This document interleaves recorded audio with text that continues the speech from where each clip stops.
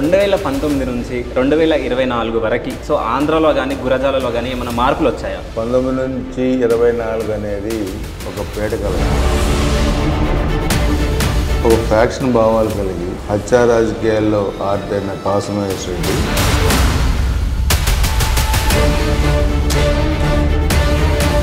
రాజధానికి కులాలు అంటగట్టారు, రాజధానికి పార్టీలు అంటగట్టారు, రాజధాని లేని రాష్ట్రంగా తయారు చేయాలనుకొని 3 రాజధానుల పేరు మీద 80,000 కోట్ల రూపాయల భూములు కొట్టేస్తారు. సో అక్రమ మైనింగ్ ఎక్కువ జరుగుతుందని చెప్పేసి చాలా మంది మాట్లాడుకుంటారు, అది టాక్ ఉంది. పైన ముఖ్యమంత్రి జగన్మోహన్ రెడ్డి ప్రోత్సాహం ఉంది కాబట్టి టీవీ ఛానల్ ఇంటర్వ్యూలో మీరు మాట్లాడుతూ మీసం లేనివాడు మొగాడు కాదు అని చెప్పేసి అనడం జరిగింది. ఆయన ఏమంటారంటే కాసుమహేష్ రెడ్డి ఎరపతినేని శ్రీనివాసరావు త్వరగొడతాడు, ఎరపతినేని శ్రీనివాసరావు మీసాలు మేలేస్తాడు అన్నాడు. నేను పల్నాడులో పెట్టాను, నాకు మూతి మీద మీసం ఉంది, అది పౌరుషానికి నిదర్శనం.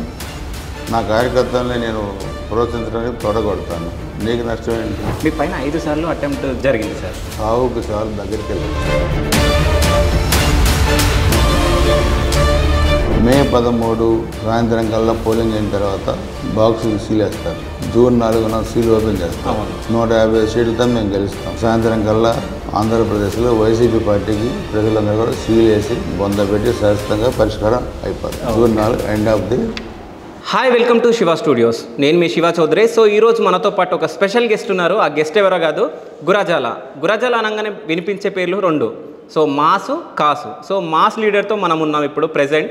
సో మాస్ లీడర్ ఎవరో కాదు, గురజాల మాజీ ఎమ్మెల్యే ఎరపతినేని శ్రీనివాసరావు గారు. సో నమస్కారం సార్. నమస్కారం సార్, ఎలా ఉన్నారు? బాగుంది. సో 2019 నుంచి 2024 వరకు సో ఆంధ్రాలో కానీ గురజాలలో కానీ ఏమైనా మార్పులు వచ్చాయా? 19 నుంచి 24. అవును. 19 నుంచి 24 అనేది ఆంధ్రప్రదేశ్ రాష్ట్రానికి గురజాల నియోజకవర్గానికి ఒక పేటకల్ లాంటిది. ఓకే. ఒక సైకో, ఒక ఫ్యాక్షనిస్టు ఆంధ్రప్రదేశ్ రాష్ట్రానికి ముఖ్యమంత్రి కావటం దురదృష్టం. ఒక ఫ్యాక్షన్ భావాలు కలిగి హత్యా రాజకీయాల్లో ఆర్టైన కాసుమహేష్ రెడ్డి గురజాల ఎమ్మెల్యే కావటం దురదృష్టం. సో ఆవు చెవులో మేస్తే దూడ గట్టును మీద. ఓకే. వాళ్ళ నాయకుడు ఎలా ఉంటారో కింద వాళ్ళ ఎమ్మెల్యేలు, వాళ్ళ మంత్రులు, వాళ్ళ కార్యకర్తలు, వ్యవస్థ అంతా అలానే ఉంది. ఆంధ్రప్రదేశ్కి 2014లో విభజించిన తర్వాత ఒక రాష్ట్రానికి రాజధాని ఏర్పాటు చేసింది చంద్రబాబు నాయుడు గారు. జగన్మోహన్ రెడ్డి ప్రతిపక్ష నాయకుడిగా ఉన్నప్పుడు 2014-19 మధ్య ఆ రోజు అసెంబ్లీలో డిస్కషన్ జరిగినప్పుడు 33,000 ఎకరాలు రైతులు స్వచ్ఛందంగా రాజధాని నిర్మాణానికి ఇవ్వటం చాలా సంతోషకరం. ఇది భారతదేశ చరిత్రలోనే ఒక మరుపురాని మైలురాయి లాంటి విషయం చెప్పాడు. వాళ్ళు మేనిఫెస్టోలో కూడా పెట్టారు. 2019 ఎన్నికల మేనిఫెస్టోలో మేము అధికారంలో వచ్చిన అమరావతి రాజధానిగానే కొనసాగుద్ది, అందుకని మా నాయకుడు తాడేపల్లిలో ఇల్లు కట్టుకున్నాడు అని చెప్పారు. కానీ గెలిచిన తర్వాత ఏమైంది? రాజధానికి కులాలు అంటగట్టారు, రాజధానికి పార్టీలు అంటగట్టారు, రాజధాని లేని రాష్ట్రంగా తయారు చేయాలనుకొని 3 రాజధానుల పేరు మీద ఒక కపట నాటకం ఆడి వైజాగ్ వెళ్ళి అక్కడ 80,000 కోట్ల రూపాయల భూములు కొట్టేశారు. ప్రభుత్వ భూములు, ప్రైవేట్ భూములు. రుషికొండ అక్కడ బ్యాన్ ఉంది, ఎన్జిటి పర్మిషన్ లేకుండా 500 కోట్ల రూపాయలతో ఈ ముఖ్యమంత్రి విలాసవంతమైన భవనం కట్టుకున్నాడు. నేను పేదవాడిని అంటాడు, నాకు పేపర్ లేదు, టీవీ లేదు. లక్షల కోట్లు తండ్రి అధికారాన్ని అడ్డం పెట్టుకొని జైల్లో ఉండి వచ్చిన వ్యక్తి 16 ఏళ్ళు, 32 ఈడీ సిబిఐ కేసుల్లో ఇరుక్కున్న వ్యక్తి, ఆయన నీతులు చెబుతున్నాడు ఈరోజు. మరి సాక్షి పేపరు, ఈ సాక్షి టీవీ ఎవరిది? విలాసవంతమైన భవనాలు ఎవరి? సిబిఐ షార్ట్షీట్లో పేర్కొన్న 44,000 కోట్ల డబ్బులు ఎవరి? అది ఎంతో తండ్రి అధికారాన్ని అడ్డం పెట్టుకుంది. ఈరోజు నేరుగా ముఖ్యమంత్రి అయిన తర్వాత ఆంధ్ర రాష్ట్రాన్ని లూటీ చేసి పడేశారు. మైనింగ్, శాండ్, లిక్కర్, తర్వాత ఈరోజు ల్యాండ్స్ అన్నీ కూడా కబ్జా చేశారు, సొంతం చేసుకున్నారు, మైనింగ్ సొంతం చేసుకున్నారు. దీంట్లో అవినీతి ఉంది, దీంట్లో అవినీతి లేదనేది కాకుండా బిల్డింగ్లు రంగులు వేసే దగ్గర నుంచి కూడా పిల్లలకి ఇచ్చే స్కూల్ పిల్లలకి ఇచ్చే యూనిఫామ్ దాకా, షూ దాకా ప్రతి దాంట్లో అవినీతి చేశారు. మేనమామగా పిల్లలకి ల్యాప్టాప్స్ ఇస్తున్నాను, ట్యాబ్స్. అది దాని ఖరీదు 7,000 రూపాయలు. దాన్ని 35,000 రూపాయలకి బిల్ చేసుకున్నారు. అందుకని నువ్వు మేనమామ కాదు కంసమామ అని చెబుతున్నాను. నీకు మేనమామ అనే హక్కు నీకు లేదు. విద్యా వ్యవస్థని సర్వభ్రష్టతో పట్టించిన నువ్వు, నీకు అసలు ఆ పేరు పెట్టి పిలిపించుకునే అర్హత లేదు. అందుకని ఇలాంటి వ్యక్తుల్ని రాజకీయాల నుంచి కాదు సమాజం నుంచి వెళ్ళేయాలి. అందుకే ఈరోజు మనం ఇన్ని సంవత్సరాల రాజకీయ చరిత్రలో ముఖ్యమంత్రులు చాలామంది చూసాం. ఇలాంటి దౌర్భాగ్యమైన ముఖ్యమంత్రిని ఎప్పుడు చూడలే ఉమ్మడి ఆంధ్రప్రదేశ్లో ప్రజలు. సో ఈరోజు ఇలాంటి వ్యక్తులను ఇంటికి పంపించడానికి ఈరోజు 3 పార్టీలు, అనుభవజ్ఞుడైన చంద్రబాబు నాయుడు గారు, పవనిజం కలిగిన పవన్ కళ్యాణ్ గారు, భారతీయ జనతా పార్టీ రీసెంట్గా వాళ్ళు కూడా కలిశారు. సో ప్రభుత్వ వ్యతిరేక ఓటు చేలకుండా ఈ వ్యక్తిని ఇంటికి పంపించడానికి జగన్మోహన్ రెడ్డిని ఈరోజు మేమంతా కలిసి పోరాడుతున్నాం. దానికి మాకు 5 కోట్ల ఆంధ్రప్రదేశ్ ప్రజల మద్దతు కావాలని కోరాం. మద్దతు వచ్చింది, వస్తుంది కూడా. సో వాళ్ళు ఏదైతే 151 సీట్లు వచ్చే వెర్రవేగారో మేము కూడా ఈసారి అంతకన్నా మించి 155 సీట్లతోనే గెలవాలని చెప్పి కూడా మేము కోరుకుంటున్నాం. అటువంటి వాతావరణం రాష్ట్రంలో వస్తుంది. మేము కోరేది ఏ ప్రభుత్వం ఏ పార్టీ అధికారంలో ఉన్నా ముందు ప్రజలకు సంక్షేమం అందాలి. మినిమం నీడ్ ప్రజలకు నిత్యావసర వస్తువులు కానీ, డ్రింకింగ్ వాటర్ కానీ, రోడ్లు కానీ, కరెంటు కానీ, లేకపోతే నిత్యావసర వస్తువులు కానీ ఇవన్నీ కూడా ప్రజలకు మినిమం కావాల్సిన, అది కూడా ఇచ్చే పరిస్థితి లేదు ఈరోజు. సో అందుకే ఈ రాష్ట్రంలో అంబేద్కర్ గారి రాజ్యాంగం జరగడానికి వీల్లేదు, వాళ్ళ తాత రాజారెడ్డి రాజ్యాంగం జరగాలని చెప్పి జరిపాడు. సో మేము మొన్న కూడా చూస్తే ఏప్రిల్ 14 అంబేద్కర్ గారి 133 జయంతి సందర్భంగా ఒక ప్రమాణం చేశాం. భారతదేశం మొత్తం కూడా అంబేద్కర్ గారి రాజ్యాంగం అమలు అవుతూ ఉంది. ఒక ఆంధ్రప్రదేశ్లోనే వాళ్ళ తాత రాజారెడ్డి రాజ్యాంగం అమలు అవుతూ ఉంది. సో ఇది నీ జాగీరు కాదు, ఆంధ్రప్రదేశ్ నీ అయ్యే సొత్తు కాదు. నువ్వు ఆఫ్టర్ ఆల్ ఇలాంటి ముఖ్యమంత్రులు చాలామంది పనిచేశారు. సో నీ నియంత్రిత ధోరణి, నీ హిట్లర్ ధోరణి, నీ ఫాసిజం, నీ ఫ్యాక్షనిజం అన్నీ తీసేస్తాం, ఇంటికి పంపిస్తాం. ఇక్కడ ఆంధ్రప్రదేశ్ అనేది 5 కోట్ల ఆంధ్ర ప్రజల హక్కు ఇది. అందుకని వీళ్ళు జాగీర్ కాదని చెప్పి అది జరగబోతోంది మే 13. ఓకే. సో గురజాలకి ఏమైనా న్యాయం జరిగిందా? గురజాల చూస్తే ఇంకా దారుణంగా ఉంది. ఈ వ్యక్తి కాసిమేశ్వరుడు ఎమ్మెల్యే వచ్చిన తర్వాత ఫస్ట్ నేను 94లో ఎమ్మెల్యే అయ్యాను. ఫ్యాక్షన్ గ్రామాలు రాజీ పెట్టాను. 14, 19 నేను రూలింగ్ పార్టీ ఎమ్మెల్యే ఉన్నప్పుడు గురజాల నియోజకవర్గంలో ఒక వైసీపీ కార్యకర్త కూడా చనిపోలే, ఎక్కడ దాడులు జరగలే. ఈ కాసిమేశ్వరుడు ఎమ్మెల్యే అయిన తర్వాత 11 మంది తెలుగుదేశం పార్టీ కార్యకర్తలు, ఎస్సీ, ఎస్టీ, బీసీ, మైనార్టీలు చనిపోయారు. 8 మంది వీళ్ళు చేసిన అక్రమమైన గుంతలు పడి పిల్లలు, పసిపిల్లలు అన్ని కులాలలో చనిపోయారు. 60-70 మందిని కాళ్ళు చేతులు విరగ్గొట్టారు. మహిళలపై అత్యాచారాలు చేశారు. 80 సంవత్సరాల మైనార్టీ వృద్ధ దంపతులపై అటెంప్ట్ మర్డర్ కేసు పెట్టారు. మైనార్టీ పిల్లల్ని ఫ్లెక్సీలు దించారని చెప్పి పోలీస్ స్టేషన్లు వేశారు. గృహదహనాలు చేశారు. మహిళలపై అత్యాచారాలు చేశారు. ఒకటి కాదు, రాక్షస కాండ. సో అక్రమ మైనింగ్ ఎక్కువ జరుగుతుందని చెప్పేసి చాలామంది మాట్లాడుకుంటారు, అది టాక్ ఉంది. సో తెలుగుదేశం పార్టీ దాన్ని ఆపడానికి ప్రయత్నించిందా? చేశాం. చాలా రికమెండేషన్స్ ఇచ్చాం, దాని మీద అధికారులను కలిసాం. కానీ పైన ముఖ్యమంత్రి జగన్మోహన్ రెడ్డి ప్రోత్సాహం ఉంది కాబట్టి అధికారులు ఏమీ చేయలేని పరిస్థితికి వచ్చారు. సో దాని మీద రేపు ఎంక్వైరీ చేస్తాం, రికవరీ చేస్తాం, అక్రమార్కులను జైలుకి పంపిస్తాం. ఓకే. సో ఇలాంటివన్నీ కూడా ఎప్పటికప్పుడు మీడియా ద్వారా మేము ఎక్స్పోజ్ చేసాం, కంట్రోల్ చేయడానికి మేము ప్రయత్నం చేసాం. బట్ ఎక్కడైతే ప్రజలు తిరుగుబాటు చేశారో దాన్ని పోలీసుల ద్వారా అణచివేశారు. సో నియంత్రిత్వ ధోరణి ఎక్కువ పెరిగిపోయింది. రాత్రి మేము పిన్నెల్లి, మాచవరం మండలం పిన్నెల్లిలో ఒక సబ్ పెట్టాం. 5 సంవత్సరాలు ఆ ఊరిలో రాక్షసకాండ జరిగింది. మొత్తం తెలుగుదేశం పార్టీలో ఉన్న ఎస్సీలు, బీసీలు, మైనార్టీలు మొత్తం వెళ్ళిపోయారు. 300 కుటుంబాలు. దాన్ని హైకోర్టు ఆర్డర్ తీసుకొచ్చి ఊళ్ళోకి పంపించి రాత్రి మేము 10,000 మందితో ఎంపీ శ్రీకృష్ణదేవరాయలు గారు, ఎమ్మెల్సీ జంగా కృష్ణమూర్తి గారు, నేను ఒక మీటింగ్ పెట్టి తిరుగుబాటు ఎలా ఉంటుందో మేము చూసాం. ఒక బంతిని నేలకేసి కొడితే అంత స్పీడ్లో పైకి ఎలా లేస్తుందో అణచివేయబడిన ప్రజలు ఆక్రోశం నేను మేము చూసాం. వెహికల్స్ మేము పెట్టలా, కనీసం తాగడానికి నీళ్ళు కూడా ఇవ్వలేదు.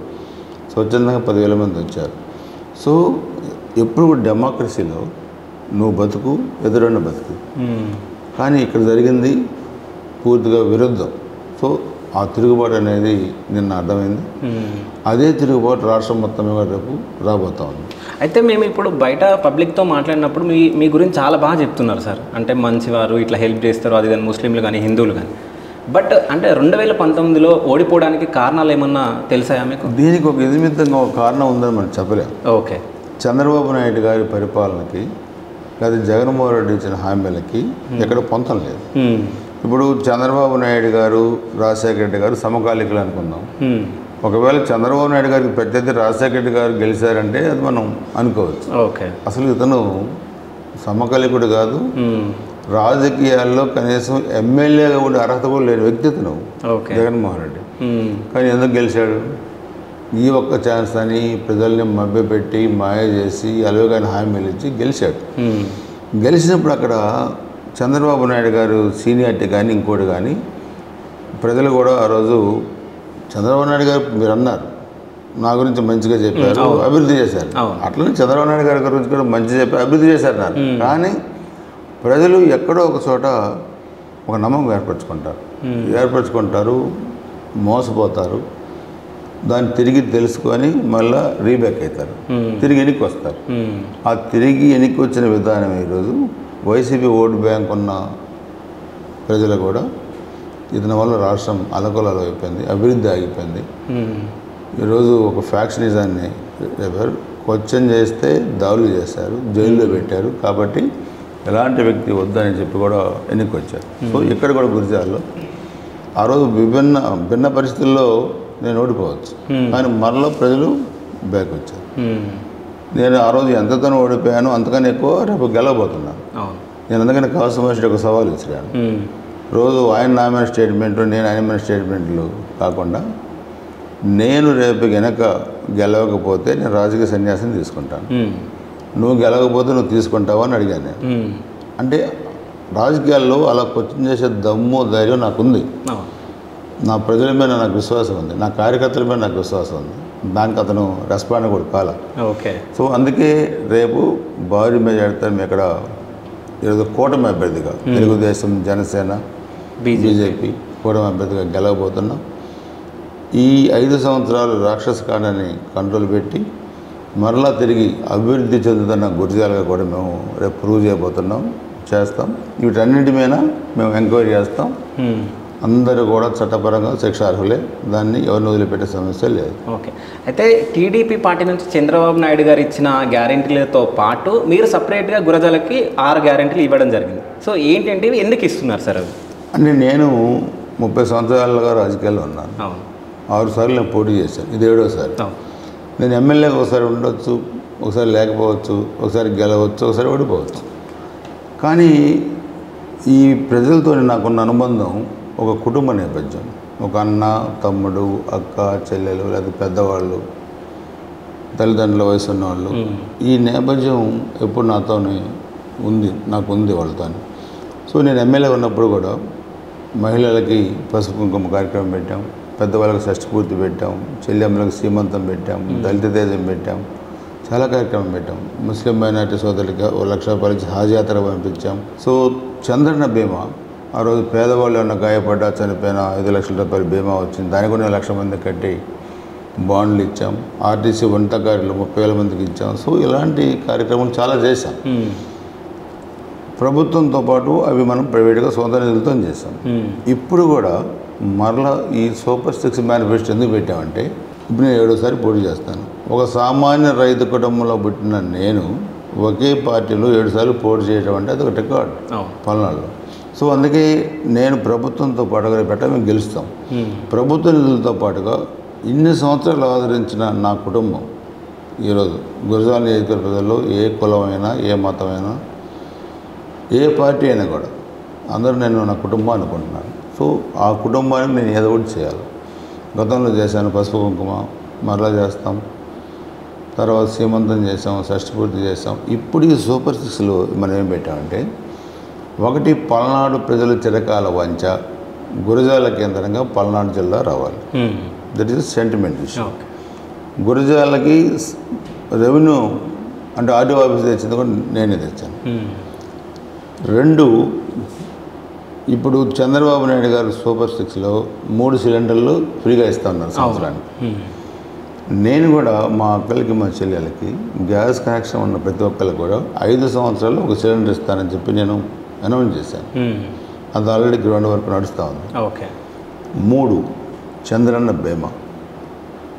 చంద్రబాబు గారు ముఖ్యమంత్రిగా ఉన్నప్పుడు 5 లక్షల రూపాయలు బీమా వచ్చింది. గాయపడితే 2-3 లక్షలు వచ్చినాయి, చనిపోతే 5 లక్షలు వచ్చినాయి. ఈ వ్యక్తి జగన్మోహన్ రెడ్డి వచ్చిన తర్వాత దాన్ని రద్దు చేశాడు. సో మీరు చూస్తే కరోనాలో చాలామంది పేద ప్రజలు డబ్బులు లేక హెల్త్ సరిగా చూపించుకోలేక చనిపోయారు. ఇప్పుడు అదే బీమా పథకానికి ఉండుంటే కరోనా టైంలో చూపించుకునే వాళ్ళు సొంత డబ్బులతో కాకుండా బీమా డబ్బులతో హాస్పిటల్లో చూపించుకునే ఇన్ కేస్ చనిపోయినా ఆ కుటుంబానికి డబ్బులు వచ్చాయి. ఇప్పుడు అందరూ కూడా ఇబ్బంది పడే పరిస్థితికి వచ్చారు. చాలామంది ఉన్నవాళ్ళు హైదరాబాద్ వెళ్ళి చూపించుకున్నారు. బట్ లేని వాళ్ళు ఏం చేయాలి? రోజు కూలీ నాలి చేసుకుని బతికే వ్యక్తులు కరోనా వస్తే వాళ్ళు పడ్డ ఆవేదన వర్ణాతీతం. సో రేపు మా కూటమిలో మా ప్రభుత్వంలో ఈ 5 లక్షల రూపాయల బీమా పథకం చంద్రన్న బీమా 10 లక్షల రూపాయలు చేయబోతున్నాం. సో దానికి మరలా 1,50,000 మందికి అర్హులైన వాళ్ళకి ఆ బీమా కట్టే ఇన్సూరెన్స్ ప్రీమియం నేనే కట్టబోతున్నాను. కట్టి ప్రతి ఒక్క వ్యక్తికి కూడా 1,50,000 మందికి 10 లక్షల రూపాయల ఇన్సూరెన్స్ బాండ్లు నేను ప్రతి ఇంటికి పంపిస్తాను. 4 యూత్ పాలసీ. మా దగ్గర నిరుద్యోగ సమస్య ఎక్కువగా ఉంది. నేను మన జనవరి 27న గురజాల వాగ్దేవి కాలేజీలో ఒక మెగా జాబ్ మేళ పెట్టాను. దానికి 2,000 మంది హాజరయ్యారు. 300 మందికి ఉద్యోగాలు ఇచ్చాం. రేపు కూడా మేము వచ్చిన తర్వాత సంవత్సరానికి 2 జాబ్ మేళాలు పెట్టి ఒక్కో జాబ్ మేళ 500 మందికి ఉద్యోగాలు ఇస్తాం. 1000 మందికి ఉద్యోగాలు వస్తాయి సంవత్సరానికి. 5 సంవత్సరాలు 5,000 మంది. సో మినీ సెజులు పెట్టాం. ఇప్పుడు గవర్నమెంట్ పరిశ్రమలు పెట్టాలంటే సెజుల రూపంలో ల్యాండ్స్ ఇస్తాము. మేము కూడా ఇక్కడ 500 ఎకరాలు తీసుకొని స్మాల్ స్కేల్ ఇండస్ట్రీస్ పెట్టి చదువుకున్న యువకులకి నిరుద్యోగులుగా ఉన్న వాళ్ళకి గవర్నమెంట్ నుంచి లోన్స్ ఇప్పిస్తాం, బ్యాంకు నుంచి లోన్స్ ఇప్పిస్తాం. ఒకవేళ బ్యాంక్ లోన్స్ ఇస్తే గవర్నమెంట్ షూట్ ఇస్తుంది. అంటే ఒక ఇండస్ట్రీ పెట్టినప్పుడు ఒక కుర్రోడు తన కాళ్ళ మీద తాను నిలబడటమే కాకుండా ఇంకో 10-15 మందికి ఒక్కొక్కళ్ళు ఉపాధి చూపెడతాడు. ఆ ఫ్యాక్టరీలో ఉద్యోగం ఇస్తాడు. సో ఓవరాల్గా 15,000 మందికి అంటే 10th క్లాస్ చదవచ్చు, అసలు చదువుకోలేకపోవచ్చు, లేకపోతే ఐటీ చదవచ్చు, పీజీ చదవచ్చు, ఎవరు ఏ స్థాయిలో చదువుకున్నా 15,000 మందికి ఉపాధి చూపించాలనేదే ఒక మా కాన్సెప్ట్. ఈ కాన్సెప్ట్ మేము తీసుకుంది యువగళం నారా లోకేష్ గారి పాదయాత్ర ద్వారా. మా దగ్గర కూడా ఆగస్టు 8న ఒక 60,000 మందితో జరిగింది. స్టేట్లో మనం బాగా చేసాం. ఇప్పుడు యువకులను కూడా నిరుద్యోగ ప్రతి నెలకు 3,000 పెట్టారు. సో మేము కూడా దాని స్ఫూర్తితో ఇది పెట్టాం యూత్ పాలసీ. అది బాగా వచ్చింది. సో 5 ముస్లిం మైనారిటీ సోదరులకి హాజ్ యాత్రకి 1,00,000 రూపాయలు పార్టీలకు అతీతంగా. అంటే ఎందుకు పెట్టామంటే ఈరోజు మా దగ్గర ముస్లిం సమాజం ఎక్కువ ఉన్నారు. వాళ్ళ జీవితంలో ఒకసారి హాజ్ యాత్ర పోవాలని కోరుకుంటారు, కానీ వాళ్ళకి 2-3 లక్షల రూపాయలు ఖర్చు అయ్యింది. పేదవాళ్ళు వెళ్ళలేరు. సో నేను వాళ్ళ సోదరుడుగా 1,00,000 రూపాయలు వాళ్ళకి ఇచ్చి హాజ్ యాత్రకు పంపించాలనేది ఒక సంకల్పంతో గతంలో 48 మంది. ముఖ్యంగా అంటే మక్కాకి వెళ్ళే వాళ్ళకి మీరు హెల్ప్ చేస్తున్నారు కదా సార్, అంటే ఇది ఎందుకు చేయాలనుకున్నారు అసలు మీరు? ఎందుకు చేయాలనుకున్నానంటే చాలామంది వచ్చి నన్ను అడిగారు, సార్ మన దగ్గర ముస్లిం కమ్యూనిటీ ఎక్కువ ఉన్నారు, మేము జీవితంలో ఒకసారి కనీసం ఒకసారన్నా మక్కా వెళ్ళాలని కోరిక మాకు ఉంటుంది, కానీ మాకు 2 నుంచి 3 లక్షలు ఖర్చు అవుతుంది, మేము వెళ్ళే అంత పేదవాళ్ళు ఉన్నారు, మీరన్నా హెల్ప్ చేయగలుగుతారని నేను ఎమ్మెల్యే ఉన్నప్పుడు వచ్చారు.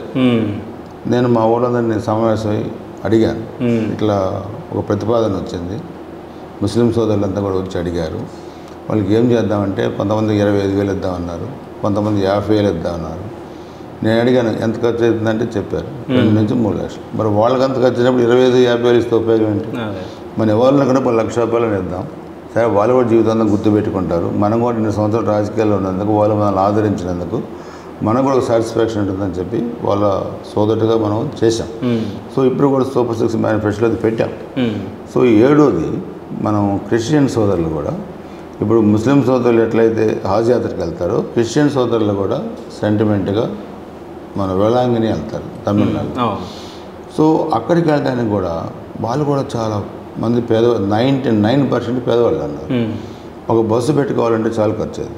నేను ఈ 5 ఏళ్ల నుంచి కూడా 2-3 బస్సులు ప్రతి సంవత్సరం నేనే పెడుతున్నాను. సో దాన్ని కూడా మనం మేనిఫెస్టోలో చేర్చి మీరు ఎవరైతే వెళ్ళాలనుకుంటున్నారో వాళ్ళందరికీ ఉచిత బస్సు ప్రయాణం చేస్తానని కూడా నేను చెప్పాను.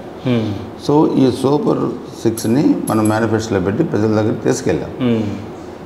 ఇది కాసు మహేష్ దీన్ని క్రిటిసైజ్ చేస్తాడు. ఓకే, అంటే ₹1,00,000 ఇస్తే రోజుకి ₹10 పడుద్ది, గ్యాస్ ఇస్తే రోజుకి ₹5 పడుద్ది. ఆ వ్యక్తి అర్థం చేసుకోవాల్సింది ఏంటంటే ఇవన్నీ ఇచ్చేది నేను సొంత నిధులతో ఇస్తున్నాను. ప్రభుత్వం ఇచ్చే డెవలప్మెంట్ కాకుండా ఇవి సొంత నిధులు. ముందు కాసు మహేష్ అర్థం చేసుకోవాల్సింది ఏంటంటే ఇచ్చే మేనిఫెస్టో ఇవి ప్రభుత్వ పరంగా ఇచ్చే మేనిఫెస్టోనా, వ్యక్తిగతంగా ఇచ్చే మేనిఫెస్టోనా? నేను వ్యక్తిగతంగా ఇచ్చినప్పుడు నువ్వు కూడా ఎంతకన్నా ఎక్కువ ₹10 పడ్డదంటే ఇది వెలకట్టలేని అభిమానం ఈ వర్గాల్లో నా పట్ల ఉంది. నేను వాళ్ళకి సోదరుడుగా ఇచ్చాను తప్పితే దానికి వెలకట్టు ఓట్ల కోసం ఇవ్వలే. కానీ ఆ వ్యక్తి వెలకడుతున్నాడు. ఎందుకంటే డబ్బుల కోసం, అధికారం కోసం, అహంకారంతో ఇంతమందిని చంపి సర్వసంపదలు దోచుకొని ఈరోజు ఆ విధంగా మాట్లాడే వ్యక్తిని మనం ఇంటికి పంపాల్సిన అవసరం ఉందని కూడా గురజాల నియోజకవర్గ ప్రజలు వచ్చారు. సో వెలకట్టలేని అభిమానాన్ని కూడా వెలకట్టి రేటు కట్టి చూసే ఇలాంటి వ్యక్తులు పల్నాడు రాజకీయాల్లో పనికిరారు. ఇక్కడ సంపద గురజాలు, సోకు నర్సాపేట, అక్కడ 500 కోట్లతో షాపింగ్ కాంప్లెక్స్, గచ్చిబౌలిలో 1000 కోట్లతో షాపింగ్ కాంప్లెక్స్, మనుషులను చంపటం, దాడులు చేయటం, పోలీస్ స్టేషన్లో వెళ్ళి కొట్టియటం ఇవన్నీ కూడా జరుగుతూ ఉన్నాయి. సో నేను ఒకటే చెప్తున్నాను, వచ్చే ఎన్నికలు కాసు మహేష్ రెడ్డి అహంకారానికి, గురజాల నియోజకవర్గ ప్రజల ఆత్మగౌరవానికి మధ్య జరిగే ఎన్నికలు. సో అందుకని గురజాల నియోజకవర్గ ప్రజల ఆత్మగౌరవం గెలవాలి. ఇక్కడ కాసు మహేష్ రెడ్డి అహంకారం ఓడిపోవాలి. డిపాజిట్ లేకుండా ఓడించి అతను ఇంటికి పంపించడానికి గురజాల నియోజకవర్గ ప్రజలు సిద్ధంగా ఉన్నారు. ఓకే, అయితే పల్నాడు అంటేనే ఫ్యాక్షనిజం సార్. సో ఫ్యాక్షనిజం ఉండే, మీరు కూడా బాంబులు చుట్టారు, అన్నీ చుట్టారు. కానీ మీరు వచ్చిన తర్వాత ఫ్యాక్షనిజం ఆగిపోయింది. సో అంటే మీరే ఆపారు అని చాలా టాక్ ఉంది బయట. సో మీరు కూడా అందులో పాల్గొన్నారు, మళ్ళీ మీరు ఆపడం జరిగింది. సో ఇదంతా ఎందుకు జరిగింది? నేను చిన్న వయసులో అనుకోని పరిస్థితుల్లో ఫ్యాక్షన్ వైపు వెళ్ళాం. ఓకే, నేను ప్రత్యక్షంగా చూశాను. ఈ బాంబులు కట్టడం, మనుషులను చంపుకోవటం, రక్తం కూడవు, ఇది ఎంత నాకు చాలా ఇబ్బంది అనిపించింది. భగవంతుడు నాకు ఒక అవకాశం ఇచ్చాడు. 94లో ఎన్టీ రామారావు గారు నాకు సీట్ ఇచ్చి ఎమ్మెల్యే అయిన తర్వాత ఈ అవకాశం ఒక సామాన్య రైతు కుటుంబంలో పెట్టిన నాకు ఒక అవకాశం వచ్చినప్పుడు ఈ ఫ్యాక్షన్ ఏంటి, చంపుకుంటున్నారు, ఎందుకు చంపుకుంటున్నారు, ఈ రక్తపు కూడి ఏంటి, మనుషులు చనిపోతే మహిళలు పిల్లల్ని తీసుకొని వ్యవసాయం చేసుకుంటూ పోలీస్ స్టేషన్ చుట్టూ, లాయర్ల చుట్టూ తిరిగి ఇబ్బందులు పడుతున్నారని చెప్పి ఆ రోజు రాజీ పెట్టాం. 2014-19 మధ్య కూడా ఎక్కడ నేను ఎమ్మెల్యేగా ఎక్కడ కూడా వైసీపీ వాళ్ళు వెళ్ళిపోలే. ఇంకా వాళ్ళకి పనులు చేసి పెట్టాం. సో అందుకంటే డెవలప్మెంట్ కావాలి. కానీ వాళ్ళు కూడా అనడం ఏం జరుగుతుందంటే టీడీపీ అంటే మీరు ఎమ్మెల్యేగా ఉన్నప్పుడు కూడా వైసీపీ వాళ్ళు కొంతమంది చనిపోయారని చెప్పేసి అంటున్నారు. సో దానికి కూడా మీరు సమాధానం చెప్పాలి. ఒక పేరు చెప్పమను. ఓకే, సింగిల్ పేరు నేను ఆన్సర్ చేస్తాను. ఇంకా 3 తెలుగుదేశం వాళ్ళు చనిపోయారు మా గవర్నమెంట్లో. ఓకే, ఒకతను రవి నాయక్ బట్టుపాలు, నెంబర్ 1 కార్యకర్త, ఎస్టీ, బట్టుపాలెం దాచిపల్లి మండలం అని చంపేశారు. శ్రీనివాసరావు వేమవరం సర్పంచ్, కాపు నాయకుడు, ఆయన చంపేశారు. తక్కెలపాడులో ఒక కార్యకర్తను చంపారు. 3 తెలుగుదేశం వాళ్ళు చనిపోయారు. వైసీపీ వాళ్ళు ఎవరు చనిపోయారో ఒక పేరు చెప్పాను, నేను ఆన్సర్ చేస్తాను. అందుకనే లేనిపోయిన ఆరోపణలు. ఇప్పుడు కాసు మహేష్ రెడ్డి 11 మంది చంపాను అని నేను ఎవిడెన్స్ చూపెడతాను. ఈ 11 మంది, ఈ క్యాస్ట్, ఈ పేర్లు. ఇప్పుడు మీరు అన్నట్టుగా వైసీపీ వాళ్ళు చనిపోయారు తెలుగుదేశం అధికారులు ఉన్నప్పుడు, ఎవరు చనిపోయారు? లేదా మైనింగ్ గుంతలు కూడా పిల్లలు చనిపోయారు, నేను ప్రూవ్ చేశా, నువ్వు ఉంటే నువ్వు ప్రూవ్ చేయి. దాడులు ఎవరి మీద జరిగినాయి నువ్వు ప్రూవ్ చేయి. లేదా మేము భూములు ఎక్కడ ఆక్రమించుకున్నాం, ఈరోజు ఏం జరుగుతుంది? 3000 ఎకరాల భూములు ఆక్రమించుకున్నారా? తెలంగాణ మద్యం అమ్ముతున్నారా? ప్యాకెట్ క్లబ్బులు పెట్టారా? గుట్టకాలు అమ్ముతున్నారా? బియ్యం అమ్ముతున్నారా? నకిలీ నోట్లు తయారు చేస్తున్నారా? ఒకటి కాదు కదా. ఈరోజు సర్వ సంపదని మైనింగ్, శాండ్, గ్రావెల్ మొత్తం దోసుకున్నారు. సో మా మీద ఆరోపణ చేసినప్పుడు 5 సంవత్సరాలు మీరు అధికారులు ఉన్నారు, ఏం గడ్డి బీకారు మీరు, ఏం ప్రూవ్ చేశారు మా మీద? అందుకనే మేము నిజాయితీగా పనిచేసింది తెలుగుదేశం పార్టీ, నిజాయితీగా పనిచేసింది ఎర్రపల్లి శ్రీనివాసరావు ఎమ్మెల్యేగా. మీ జగన్మోహన్ రెడ్డి అనుకున్నాడు ఎరపతినేని శ్రీనివాసరావు మాకు అడ్డు, సరస్వతి సిమెంట్స్ విషయంలో ఆయన మాకు అడ్డు వస్తున్నాడు, సో ఆయన్ని అరెస్ట్ చేసి జైలుకి పంపాలి. మరి ఎందుకు పంపలేకపోయారు మీరు? ఓకే, అంటే నా నిజాయితీ ముందు ఆయన ముఖ్యమంత్రి పదవి కూడా బలాదూరైపోయింది. సో అందుకనే మనోధైర్యంతో మనో సంకల్పంతో మేము ముందుకు సాగుతాం. ఇలాంటి వైసీపీ సైకోలు, ఇలాంటి జగన్మోహన్ రెడ్డిలు, ఇలాంటి కాసుమహేశ్వర రెడ్డిలు మేము చాలా చూసాం. దీన్ని మేము లెక్క చేయాల్సిన అవసరం లేదు. ప్రజలకు ఏం కావాలి, ప్రజలు ఏం కోరుకుంటున్నారు, వాళ్ళకి మేము ఆ డెవలప్మెంట్ చేయడమే మా ముందున్న ఉద్దేశం, సంకల్పం. దాన్ని అన్ని పార్టీలు కలుపుకొని 3 పార్టీలు, తెలుగుదేశం, జనసేన, భారతీయ జనతా పార్టీలు 3 కలిసి గురజాల నియోజకవర్గాన్ని అభివృద్ధి చేయటమే ముందుగా మేము కదులుతాం.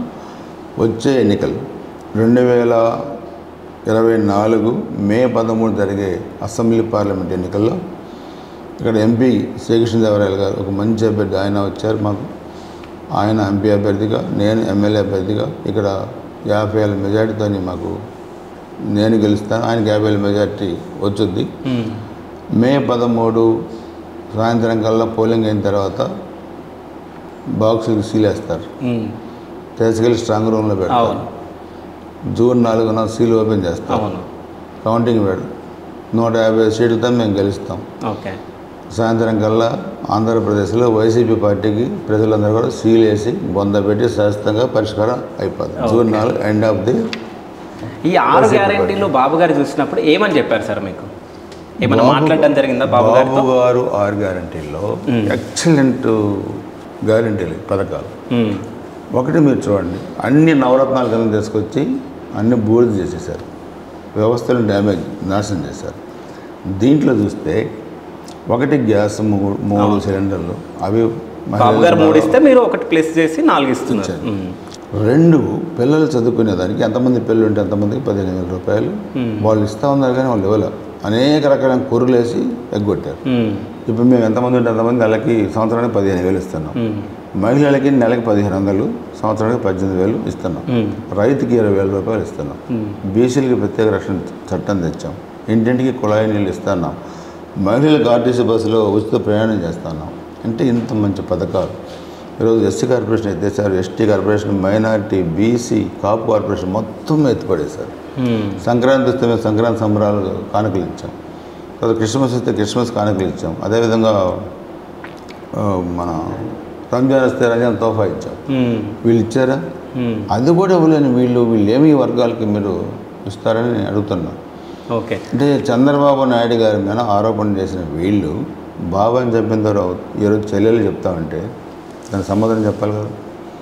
తల్లిని చెల్లెల్ని బజార్ని పెట్టి 3,000 కిలోమీటర్లు జగన్మోహన్ రెడ్డి ముఖ్యమంత్రి కావడానికి పాదయాత్ర చేసిన చెల్లెలు షర్మిల గారు, నేను జగనన్న వదిలిన బాణాన్ని అని చెప్పి ఆమె తిరిగితే, ఈరోజు ఆస్తి పెంపకాల్లో ఆమెను అన్యాయం చేసిన ఆమె బయటకు వచ్చి వేరే కాంగ్రెస్ పార్టీ అధ్యక్షులుగా అయ్యి ఆయన చేసిన దురాఘాతాలన్నీ, బాబాయిని ఎవరు చంపారు, ఇవన్నీ అగత్యాలు ఎవరు చేశారు, రాష్ట్రాన్ని లూటీ ఎవరు చేశారు సొంత చెల్లెలు చెప్తే, ఆ సొంత చెల్లెల్ని వైసీపీ సోషల్ మీడియాలో ఈ షర్మిల రాజశేఖర్కి పుట్టలేదని పెట్టారు. అంటే ఏంటి అంటే, నువ్వు డబ్బుల కోసం, అధికారం కోసం, మరలా అధికారులకు రావడం కోసం నీ సొంత చెల్లెల్ని రాజశేఖర్కి పుట్టలేదంటే అప్పుడు ఎవరి శైలాన్ని మీరు శంకించినట్టు? నీ తల్లి శైలాన్ని శంకించినట్టు కాదా? దాంట్లో ముఖ్యమంత్రిగా నీ బాధ్యత ఏంటి? ఇంత నీచమైన మనస్తత్వం కలిగిన వాళ్ళు, బాబా అని చంపిన వాళ్ళు, తల్లి చెల్లిని బదారిని పెట్టిన వాళ్ళు, కోడికత్తి డ్రామా ఆడి ఒక దళిత యువకుడు సీన్ని 5 సంవత్సరాలు జైల్లో పెట్టినాడు. మళ్ళీ నిన్నమన్న విజయవాడలో ఇంకో కోడికత్తి డ్రామా ఆడపోయి అబాసుపాలైనాడు. సర్వ వ్యవస్థలను ప్రశ్న పట్టించినాడు, అనర్హుడు ముఖ్యమంత్రి పీఠానికి. ఈ వ్యక్తిని అసలు రాజకీయాల నుంచి సమాజం నుంచి వెళ్ళేయాలా. అదే మే 13వ తారీఖు ఆంధ్రప్రదేశ్లో జరగబోతుంది. సో అంటే మీరు మాస్ లీడర్ కదా సార్, అంటే మంచి కళ్ళు శ్రీను ఇది ఎప్పుడు బయటికి వస్తుంది? అంటే ఈ పేరు ఎక్కువ వినబడ్డది నాకు.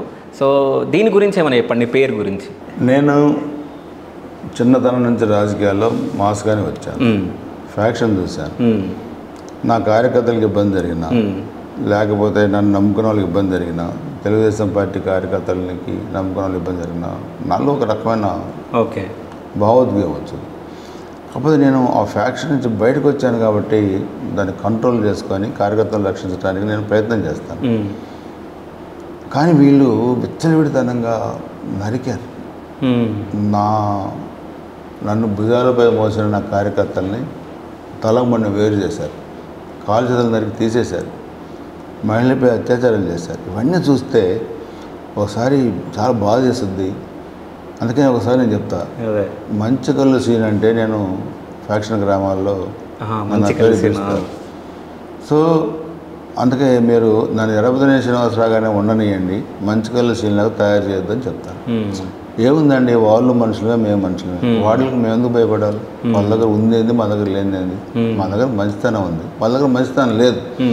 మాకు కూడా మంచితనం వద్దనుకున్నాం అనుకోండి, ఏం జరుగుతుంది? సమాజం ఒకరికొకరు చంపుకొని ఒకరికొకరు ఆస్తులు ధ్వంసం చేసుకుంటే సమాజం బూడిదగా మిగిలిపోద్ది, చివరికి శూన్యం మిగిలేదు. సో అందుకని వాళ్ళు చేసిన అరాచకాలకి మేము అభివృద్ధితోని సమాధానం చెప్తాం. వచ్చే 5 సంవత్సరాలు వాళ్ళని ఇంటికి పంపిస్తాం, ప్రజాస్వామ్యాన్ని నెలకొల్పుతాం. ఆంధ్రప్రదేశ్లో ఉండాల్సింది రాజారెడ్డి రాజ్యాంగం కాదు, అంబేద్కర్ గారి రాజ్యాంగం అని చెప్పి ప్రూవ్ చేస్తాం. సో మీరు ఒకసారి ఇంటర్వ్యూలో, ఒక టీవీ ఛానల్ ఇంటర్వ్యూలో మీరు మాట్లాడుతూ మీసం లేనివాడు మగాడు కాదు అని చెప్పేసి అనడం జరిగింది సార్.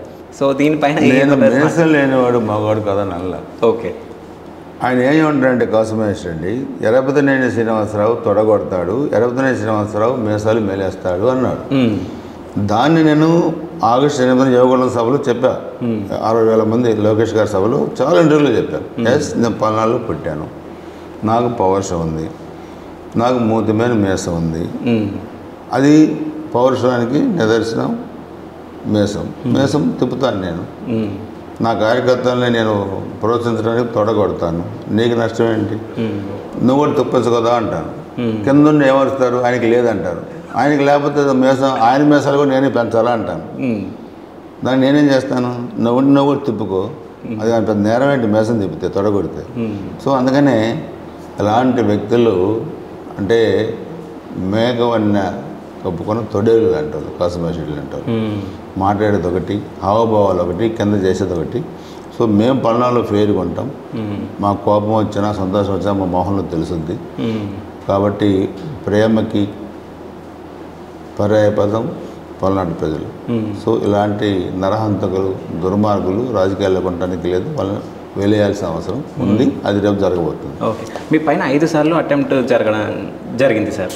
సో అప్పుడేమన్నా మీకు భయం అనిపించిందా, అంటే ఏం జరుగుతుందో అని? 5 సార్లు అటెంప్ట్ జరిగింది. ఒక రకంగా సావుకు చాలా దగ్గరికి వెళ్ళి వచ్చాం. ఒకసారి నేను గ్రామ రాజకీయాలు ఉన్నప్పుడు 4 కిలోమీటర్లు ఫారెస్ట్లో నన్ను వెనక బాంబులు వేసుకుంటా, తుపాకులు కలుసుకుంటా వెంటబడ్డా. నేను అనుకున్నాను అది లాస్ట్ డే, ఇంకొక నిమిషాల్లో నేను చనిపోతానేమో అనే పరిస్థితుల్లో ఒకే ఎర్రబుదనేని శ్రీనివాసరావు, నీకు చిన్న వయసులో ఈరోజు లాస్ట్ 2-3 మినిట్స్ ఉందేమో, అంతవరకు నిబ్బరంగా ఉన్నాను. బట్ భయపడలా, ఎప్పుడు ఆ భయం నాకు లేదు. బట్ వాళ్ళకి నాకు మధ్య గ్యాప్లో ఒక ఫారెస్ట్లో ఒక పందుల గుంపు మమ్మల్ని దాటుకుంటా, ఆ గ్యాప్లు దాటుకుంటా వెళ్తా ఉంది. సో వాళ్ళు ఆగిపోయారు, ముందుకు రాలేక నేను ముందుకు వెళ్ళిపోయాను. సో వాళ్ళు ఇంటికి వెళ్ళిపోయారు. ఎలాంటి చాలా జరిగినాయి ఫ్యాక్షన్లో. అంటే భగవంతుడు ఎందుకు మనల్ని బతికిచ్చాడు, ఎందుకు ఈ స్టేజ్కి తెచ్చాడు, ఇవన్నీ కూడా దైవికం. సో ఆయన ఇచ్చిన అవకాశాన్ని సమాజ సేవకు ఉపయోగించాలనే దృక్పథంతో నేను ఫ్యాక్షన్ వద్దనుకొని ఈరోజు సామాన్య ప్రజలకి, నియోజకవర్గ ప్రజలకు కూడా నేను సేవ చేసేదాన్ని, ఈ మార్గాన్ని ఎంచుకున్నాను. అందుకని ఆ మార్గమే కావాలనుకుంటే నాకెవరు పోటీ కూడా ఉండరు, అది వద్దనుకున్నాను. వాళ్ళు చేసిన అవమానాలని దిగమింగుతున్నాను, అధిగమిస్తున్నాను. అవమానాన్ని పడదలుగా మార్చుకొని నేను పనిచేస్తున్నాను, మా కార్యకర్తల నాయకులు కూడా పనిచేస్తున్నాను. ఓకే, మీ తర్వాత మీ తనయుడి అంటే పొలిటికల్ ఎంట్రీ ఎప్పుడు ఉండబోతుంది? 2029 అనుకోవచ్చా? అది ఇప్పుడు ఏం మనం చెప్పలేము. మా ముందు ఎన్నికల్లో మేము గెలవాలి. గెలిచిన తర్వాత నియోజకవర్గ ప్రజలకు, నమ్ముకున్న ప్రజలకు మేము నిధులు తీసుకొచ్చి సంక్షేమ అభివృద్ధి కార్యక్రమాలు చేయాలి. మిగతా రాజకీయాలని తర్వాత మాట్లాడాలి. ఓకే, సో ఫైనల్గా కొంతమంది లీడర్ల నేమ్స్ చెప్తా సార్, ఒక 1 వర్డ్లో వాళ్ళ గురించి చెప్పండి. చంద్రబాబు నాయుడు గారు రిజైన్ లీడర్. ఓకే, 95 నుంచి నాకు ఎన్టీ రామారావు గారి తర్వాత రాజకీయాల్లో నన్ను ఈ స్థాయికి తీసుకొచ్చిన వ్యక్తి. భారతదేశ రాజకీయాలు ఎవరు సాటి రారు, సాటి లేరు. 96లో ప్రధానమంత్రిగా అవకాశం వస్తే వద్దు, నా రాష్ట్రం కావాలని ప్రధానమంత్రి పదవి వదులుకున్న వ్యక్తి. అమెరికా ప్రెసిడెంట్ని కానీ, బ్రిటన్ ప్రధానమంత్రిని కానీ, లేకపోతే ఎంతోమందిని తీసుకొచ్చి ఆంధ్రప్రదేశ్ అభివృద్ధికి దోహదపడిన వ్యక్తి. ఆయనకి ఎవరు సాటి రారు భారతదేశ రాజకీయాలు.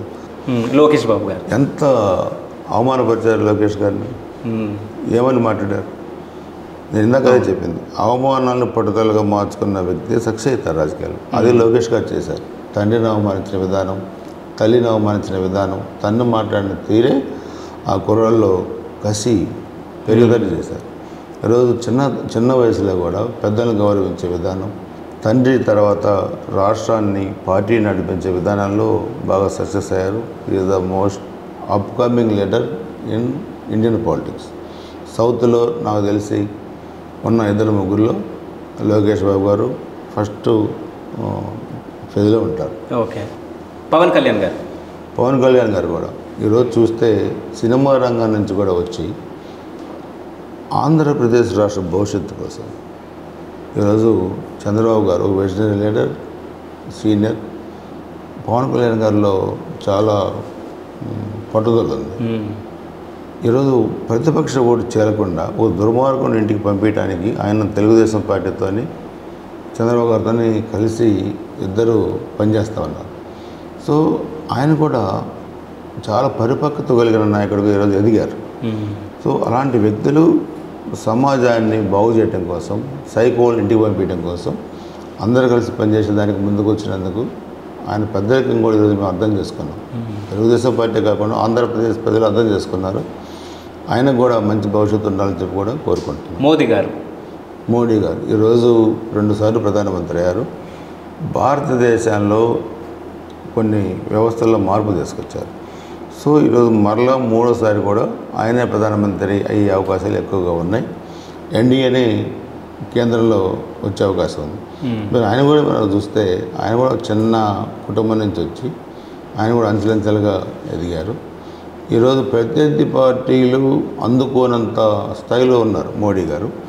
సో ఆయన మళ్ళీ ప్రధానమంత్రి అయిన తర్వాత ఈ ఆంధ్రప్రదేశ్లో మిగిలిపోయిన అన్ని అభివృద్ధి కార్యక్రమాలు అంటే అమరావతికి నిధులు ఇవ్వాలి, పోలవరానికి నిధులు ఇవ్వాలి, రైల్వే జోన్ తేవాలి, రోడ్లకు నిధులు ఇవ్వాలి, వాటర్ నిధులు ఇవ్వాలి.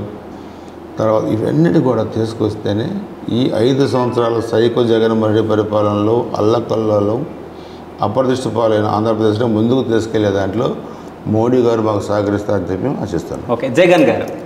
జగన్ గురించి నేను ఇందాక ఆల్రెడీ చెప్పాను. ఒక సైకో, ఒక ఫ్యాక్షనిస్టు, ఒక బాబాయిని చంపినవాడు, తల్లిని చెల్లిని అమానుషంగా బయటికి పంపినాడు, చెల్లెల్ని తండ్రికి పుట్టలేదని ప్రచారం చేసినాడు, తల్లికి అటన్ని పదాన్ని పెట్టినాడు డబ్బుల కోసం, అధికారం కోసం.